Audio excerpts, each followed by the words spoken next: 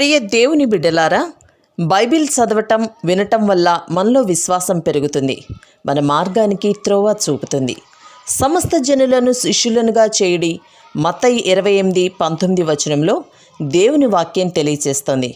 Telugu బైబిల్స్ను RRK మూర్తి గారు research చేసి విశ్లేషణ చేసిన బైబిల్లోని ప్రతి అధ్యాయాలను వచనాలను వరుస క్రమంలో అనగా ఆదికాండం నుండి ప్రకటనా గ్రంథం వరకు ఇవ్వబడుతుంది. ప్రతి ఒక్కరూ ఆధ్యాత్మికంగా విశ్వాసంలో బలపడి మీ జీవితంలో ఎదుర్కొంటున్న సమస్యల నుండి విడుదల పొందండి. ప్రతి ఒక్కరూ మీ దీవెన టీవీని సబ్స్క్రైబ్ చేసి ఈ వాక్యాన్ని లైక్ చేసి మీ మిత్రులకు బంధువులకు షేర్ చేయండి.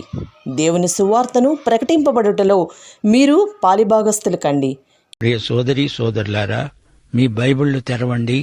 మన వాక్య పాఠ్య భాగం మత్తయి సువార్త 6వ అధ్యాయం 5 నుండి 18వ వచనం వరకు శ్రద్ధగా సావధానంగా వినండి. మీరు ప్రార్థన చేసేటప్పుడు వేషధారుల వలె ఉండవద్దు. మనుష్యులకు కనబడాలని సమాజ మందిరములలో వీధుల మూలల్లో నిలిచి ప్రార్థన చేయడం వారికిష్టం. వారు తమ ఫలము పొంది ఉన్నారు అని నిశ్చయముగా మీతో చెబుతున్నాను. మీరు వేషధారుల ప్రార్థనలు చేయకూడదు. వేషధారులకు పరలోక ఫలం దొరకదు. వారిది ఇహలోకమందలి తాత్కాలిక ఫలం. వారి ఫలం వారికి ముట్టుతుంది.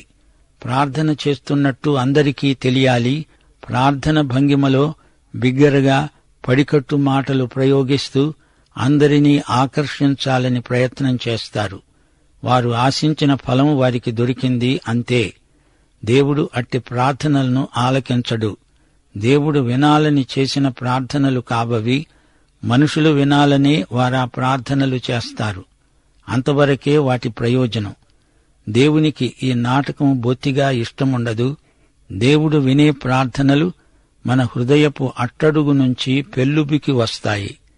దేవుని బిడ్డలకు ప్రార్థనలో దేవ చైతన్యం ఉంటుంది. స్వార్థ చైతన్యం పోతుంది. నీవు ప్రార్థన చేసేటప్పుడు నీ గదిలోనికి వెళ్లి తలుపు వేసుకొని రహస్యమందున్న నీ తండ్రికి ప్రార్థన చెయ్యి. అప్పుడు రహస్యమందు చూచే నీ తండ్రి నీకు ప్రతిఫలమిస్తాడు. దేవుని రాజ్యంలో దేవుడు నీ తండ్రి, నీవాయన బిడ్డవు. మనం దేవుని పిల్లలం ఎలా అవుతాము? యోహాను సువార్త 1వ అధ్యాయం 12వ వచనం, తనను ఎందరు అంగీకరించారో వారికందరికీ, అనగా ఆయన నామమందు విశ్వాసముంచిన వారికి దేవుని పిల్లలు అవడానికి ఆయన అధికారం అనుగ్రహించాడు. నీకు నీ దేవునికి క్రీస్తు ద్వారా ఏర్పడిన ఈ సంబంధం కొత్తది. ఇది కొత్త నిబంధన సంబంధం. పాత నిబంధనలో ఇశ్రాయేలు నా కుమారుడు అని జాతిపరంగా దేవుడు అన్నాడే కాని వ్యక్తిగతంగా నేను నీ తండ్రిని అని ప్రతి ఒక్కరిని ఉద్దేశించి అనలేదు. క్రీస్తును బట్టి మనకు ఈ సంబంధ సహవాసాలు సిద్ధించాయి. యేసు ప్రభువు తండ్రి ఇప్పుడు నీ తండ్రి, నా తండ్రి అవుతున్నాడు. ఈ రోజున మన ప్రార్థనలు రహస్యమందు యథార్థమైనవై ఉండాలని ప్రభువు కోరుతున్నాడు. రహస్యమందు చూచే దేవుడు వినాలంటే మన ప్రార్థనలు రహస్యమందే జరగాలి. ప్రార్థన రహస్యం, రహస్య ప్రార్థనే. రేపు యేసుక్రీస్తు న్యాయపీఠము ముందు ఎన్నో రహస్యాలు వెల్లడవుతాయి. మన మెరుగని ప్రార్థన వీరులెందరో ఆ రోజున మనకు పరిచయమవుతారు. ప్రభు అంటున్నాడు, మీరు ప్రార్థన చేసేటప్పుడు అన్యజనుల వలె వ్యర్థమైన మాటలు వచింపవద్దు. విస్తరించి మాట్లాడడం వలన తమ మనవి వినపడుతుందని వారు తలంచుతున్నారు. చెప్పిందే మళ్లీ మళ్లీ చెప్పటం వల్ల అధిక ప్రయోజనం ఉంటుందని భ్రమించవద్దు. మంత్రంలాగా జపించి తపస్సు చేయడం వల్ల ఎక్కువ ఒరిగేదేమీ ఉండదు. ఆ విధంగా దేవుని మీదికి ఒత్తిడి తేగలము అనుకుంటే అది పొరపాటు. అన్య విధానాలను ప్రయోగించకండి, అవి నాకిష్టం లేదు అంటున్నాడు ప్రభువు. మీరు అన్యుల వలె ఉండకండి. మీరు మీ తండ్రిని అడుగక మునిపే మీకు అక్కరగా ఉన్నవేవో ఆయనకు తెలుసు.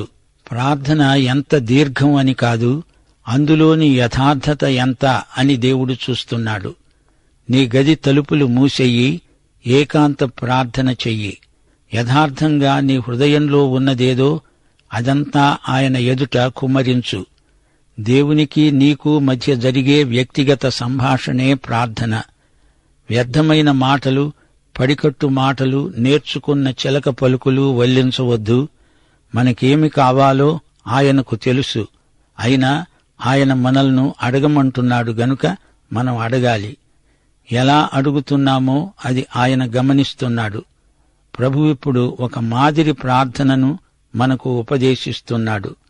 ఇది ప్రార్థన శాంపుల్. ప్రతి విశ్వాసి ఈ పద్ధతిలో ప్రార్థించాలని ప్రభు అభీష్టం.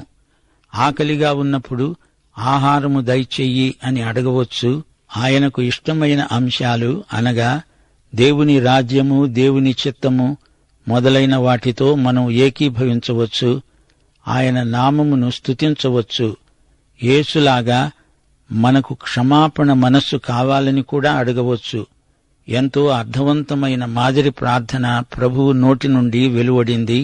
దేవునికి స్తోత్రం. మత్తయి సువార్త 6వ అధ్యాయం 9వ వచనం నుంచి మాదిరి ప్రార్థన ఉంది. పరలోకమందున్న మా తండ్రి, నీ నామము పరిశుద్ధపరచబడునుగాక, నీ రాజ్యము వచ్చునుగాక, నీ చిత్తము పరలోకమందు నెరవేరుతున్నట్లు భూమియందు నెరవేరునుగాక. మా అనుదినాహారము నేడు మాకు దయచెయ్యి. మా రుణస్థులను మేము క్షమించి ఉన్న ప్రకారము మా రుణములు క్షమించు. మమ్ములను శోధనలోకి తేక దుష్టుడి నుండి మమ్మును తప్పించు. రాజ్యము, బలము, మహిమ నీవై ఉన్నవి. ఆమేన్. ప్రియ సోదరీ సోదరులారా, వింటున్నారా? ఇది ప్రభువు ఉపదేశించిన మాదిరి ప్రార్థన. తండ్రి అని యేసు దేవుణ్ణి సంబోధించగలడు. ఆయన దేవుని కుమారుడు. గాని ఇక్కడ పరలోకమందున్న మా తండ్రి అంటున్నాడు. దేవుడు యేసుకు తండ్రి కాబట్టే మనకు, నీకు, నాకు తండ్రి అవుతున్నాడు. పరలోకమందు తండ్రి ఉన్నాడు. ఆయన ఈ ఇహలోక సృష్టికి, ఈ విశ్వానికి బందీ కాడు. సమస్తము ఆయన క్రిందనే ఉంది. ఈ భూమి ఆయనకు పాదపీఠం లాంటిది. యేసు ప్రభు దేవుడు, మానవుడు. దేవుని కుమారుడు మానవ సోదరుడయ్యాడు. పరలోకమందున్న మా తండ్రి అంటూ మనతో తనను తాను సంయుక్తపరచుకుంటున్నాడు. నీ నామము పరిశుద్ధపరచబడునుగాక. దేవుని నామము పరిశుద్ధం. దేవుని నామము అనగా దేవుని శక్తి, దేవుని ఉనికి, సన్నిధి, దేవునికి సంబంధించిన మహిమ అంతా కలిసి దేవుని నామము అనబడుతుంది. అబ్రాహాము విశ్వాసులకు తండ్రి. అతడు తన దేవుని నామమును పరిశుద్ధపరిచాడు. వెళ్లిన చోటల్లా దేవునికి బలిపీఠం నిర్మించాడు. అందరూ అబ్రాహాము ఆరాధించిన దేవుడు ఎంత పరిశుద్ధుడో తెలుసుకున్నారు. అబ్రాహాము కనాను దేశంలో ఇరుగు పొరుగు వారికి దేవుని నామ పరిశుద్ధతను ప్రచురపరిచాడు. అబ్రాహాము మాటల్లో, చేతల్లో ఎంతో విశ్వసనీయత ఉట్టిపడింది. అబ్రాహాము ఆరాధించే దేవుడు పరిశుద్ధుడు అని వారు తెలుసుకున్నారు. అబీమెలెకు అబ్రాహామును గురించి సాక్ష్యమిస్తూ, నువ్వు చేసే ప్రతి పనిలో నీ దేవుని పరిశుద్ధత కానవస్తుంది అన్నాడు. హేతు కుమారులు కూడా అలాంటి సాక్ష్యమే పలికారు. నీవు మా మధ్య ఒక రాజకుమారుడిలాగా ఉన్నావు అన్నారు.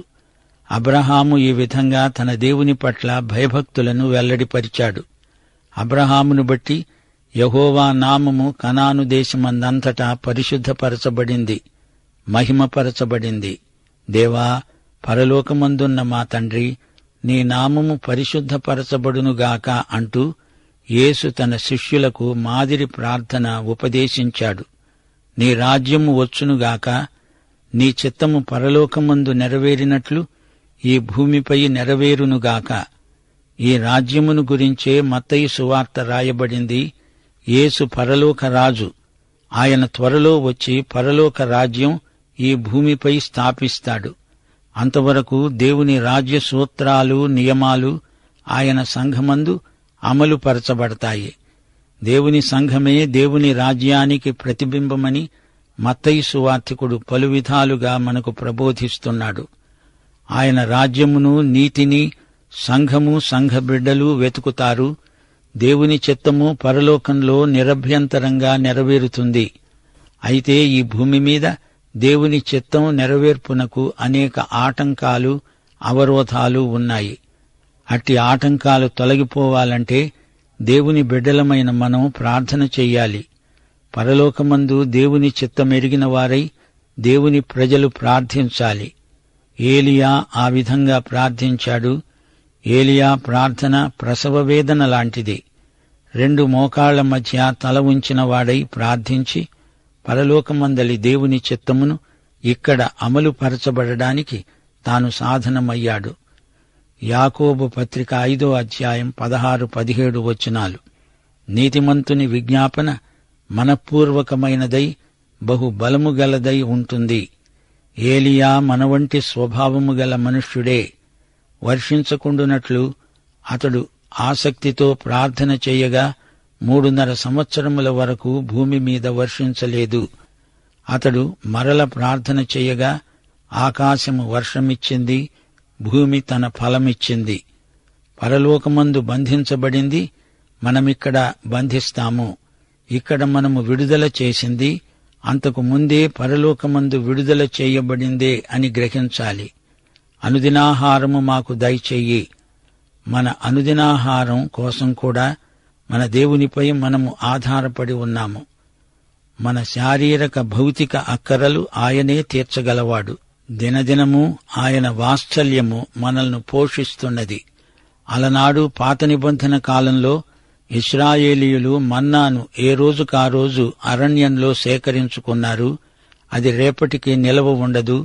అనుదినాహారం దేవుడు వారికి కురిపించిన మన్నాను నిల్వ చేద్దామంటే కుదరదు. ఈ మాదిరి ప్రార్థనలో మన్నా కోసం మనవి ధ్వనిస్తోంది గదూ. ఏ రోజుకారోజు అన్నం పెట్టేవాడు, బట్టలిచ్చేవాడు, దాహం తీర్చేవాడు ఆయనే. అనుదిన అక్కరలు తీర్చే తండ్రి ఆయనకు మనం ప్రార్థన చేస్తున్నాము. ఈ ప్రార్థన ఎంతో అర్థవంతమైనది. ప్రభువు తీర్చనిదే మన కనీసపు అక్కరలు కూడా తీరవు. పరలోక రాజ్యంలో ప్రతిదీ దేవుని మీదనే ఆధారపడి నడుస్తుంది. కలిగి ఉన్నదేదీ ఆయన లేకుండా కలగలేదు. ఆయన మన సృష్టికర్త. యేసు ప్రభువు నేర్పిన మాదిరి ప్రార్థనను అనుసరించి మనం ప్రార్థించాలని పరిశుద్ధాత్మ కోరుతున్నాడు. ప్రార్థనకు జవాబిచ్చే తండ్రి మన దేవుడు. అడిగితే ఇస్తాడు. తలుపు తట్టితే చాలు తలుపు తీస్తాడు. వెదికింది దొరుకుతుంది. దేవుని రాజ్యమును నీతిని మొదట వెతికితే అది మనకు ప్రాప్తిస్తుంది. మా రుణస్థులను మేము క్షమించి ఉన్న ప్రకారము మా రుణములు క్షమించు. శ్రోతలు, ఈ ప్రార్థన మనం చేయవలసింది. ప్రభువు తన కోసం ఈ క్షమాపణ ప్రార్థన చేయనక్కర్లేదు. ఆయన పాపరహితుడు. ఇది ప్రభువు ప్రార్థన కాదు, శిష్యుల ప్రార్థన. యేసు ప్రభు స్వయంగా చేసిన ప్రార్థన యోహాను సువార్త 17వ అధ్యాయంలో ఉంది. మా ఎడల అపరాధములు చేసిన వారిని మేము క్షమించిన ప్రకారము మా అపరాధములను క్షమించు అనే ప్రార్థన ధర్మశాస్త్రీయమైనదిగా ధ్వనిస్తున్నది. ఇందులో కృప కనిపించదు. కాని ఎఫెసీ పత్రిక 4వ అధ్యాయం 32వ వచనం చూడండి. ఒకని ఎడల ఒకడు దయగలిగి కరుణాహృదయులై క్రీస్తునందు దేవుడు మిమ్మును క్షమించిన ప్రకారము మీరు ఒకరిని ఒకరు క్షమించండి. క్రీస్తు మన కొరకై చేసిందాన్ని బట్టి దేవుడు మనల్ని క్షమించాడు గాని మనం చేసిందాన్ని బట్టి కాదు. అలాగైతే అది ధర్మశాస్త్రీయమవుతుంది. దేవుడు మనలను రక్షించాడు అంటే అది కేవలం దేవుని విమోచనాత్మక కృప. విశ్వాసము ద్వారా కృపచేత రక్షించబడి ఉన్నాము. ఈ మాదిరి ప్రార్థన రక్షించబడిన విశ్వాసులకు. మనం రక్షించబడి ఉన్నాము గనుక క్షమిస్తాము. ఇక్కడ క్షమించడము అనేది విశ్వాసి రక్షణకు సంబంధించింది కాదని మనము గ్రహించాలి. అపరాధములు అన్నా రుణములన్నా అర్థం ఒకటే. విశ్వాసి ఇతరులను క్షమించాలి. లేకపోతే ప్రభువు ఈ విషయంలో నిన్ను అపరాధిగా ఎంచవలసి వస్తుంది అని అర్థం చేసుకోవాలి. ప్రభువు ఉపదేశించిన మాదిరి ప్రార్థనను గురించి వాదోపవాదాలు అనవసరమని మనవి చేస్తున్నాము. పాపము విషయములోనైతే దేవుడు మనకు తన కుమారుణ్ణి అనుగ్రహించాడు. ఆయన రక్తము వలన మనకు విమోచన అనగా మన పాపములకు క్షమాపణ కలిగి ఉన్నది. దేవునికి స్తోత్రం. మమ్మను శోధనలోకి తేక దుష్టుని నుండి మమ్ములను తప్పించు. దేవుడు మనలను శోధనలోకి తేడు. దేవుడు ఎవరినీ శోధించడు. మమ్ములను శోధనల్లో విడనాడకు, మాకు సాయం చెయ్యి అని విశ్వాసులు ప్రార్థన చేస్తారు. శోధనల్లో మాతో ఉండు, మమ్ములను గెలిపించు, అది ఈ ప్రార్థనాంశం. మమ్ములను కీడు నుండి, దుష్టుని నుండి తప్పించు. శ్రోతలు, సైతాను ఉన్నాడు, జాగ్రత్త. వాడు వాస్తవిక వ్యక్తి. వాడు కాల్పనిక వ్యక్తి అనుకునేరు. సైతాను లేడు అనుకునేట్టు చేస్తాడు సైతాను. దేవుడు ఉన్నాడు అని మనం నమ్ముతాము, అయితే సైతాను కూడా ఉన్నాడు. వీడు దేవునికి ప్రబల శత్రువు. దేవుణ్ణి, ఆయన ప్రజలను వ్యతిరేకించడమే వాని పని. అపవాది క్రియలను ఇప్పుడు లయపరుస్తాడు దేవుడు. ఒకానొక రోజు వస్తుంది, అప్పుడు అపవాదినే లయం చేస్తాడు. అపవాది అంటే సైతానే. వీడు దుష్టుడు. ఈ దుష్టుడి నుండి నన్ను తప్పించు దేవా అని దేవుని బిడ్డలు తరచుగా ప్రార్థిస్తారు. నూతన విశ్వాసులకు ఈ ప్రార్థన ఎంతో సహాయపడుతుంది. రాను రాను ఇదే మాదిరిని అనుసరించి ప్రార్థించగలుగుతాము. దేవుడు తన ఆత్మ ద్వారా మనకు నూతన అనుభవాలు, లోతైన అనుభవాలు అనుగ్రహిస్తాడు. కొండమీది ప్రసంగం సందర్భంలో ప్రభువు మనకు మాదిరి ప్రార్థన ఇచ్చినందుకు ప్రభువుకు స్తోత్రం. ప్రార్థన అనేది ప్రదర్శన కోసం కాదు, నీకు ప్రభువుకు మధ్య ప్రవర్తిల్లే సంబంధము, సహవాసము ప్రార్థనే. రహస్యంలో నీవు చేస్తున్న ప్రార్థన దేవుడు వింటాడు. మన ప్రార్థనలకు తండ్రి అయిన దేవుడు వెంటనే జవాబిస్తాడు. ప్రార్థన విశ్వాసికి ఊపిరి లాంటిది. బహిరంగ ప్రార్థన కుడికలలో నామకార్థ క్రైస్తవులు చేసే ప్రార్థనల కంటే 6 మంది రహస్య ప్రార్థనలో గొప్ప ఫలితాలు సాధించగలరు. వ్యక్తిగతంగా విశ్వాసికి దేవునికి మధ్య అర్థవంతమైన ప్రార్థన సమర్థవంతమవుతుందని వేరే చెప్పనక్కర్లేదు. 16వ వచనం నుంచి ఉపవాస ప్రార్థనలను గురించి ప్రభు హితోపదేశం చేస్తున్నాడు. మీరు ఉపవాసమున్నప్పుడు వేషధారుల వలె దుఃఖముఖులై ఉండకండి. తాము ఉపవాసమున్నట్లు మనుష్యులకు కనబడాలని వారు తమ ముఖాలను వికారం చేసుకుంటారు. వారు తమ ఫలము పొంది ఉన్నారని నిశ్చయముగా మీతో చెబుతున్నాను. ఉపవాసమున్నట్లు మనుష్యులకు కనబడాలని కాక రహస్యమందున్న నీ తండ్రికే కనపడాలని నీవు ఉపవాసమున్నప్పుడు నీ తల అంటుకొని నీ ముఖము కడుక్కో. అప్పుడు రహస్యమందు చూస్తున్న నీ తండ్రి నీకు ప్రతిఫలమిస్తాడు. ఈ రోజున విశ్వాసులు ఉపవాసముండాల్సిన అవసరం ఎంతైనా ఉంది. అయితే ఉపవాసం దేవుని సన్నిధిలో రహస్యమందు జరగవలసి ఉంది.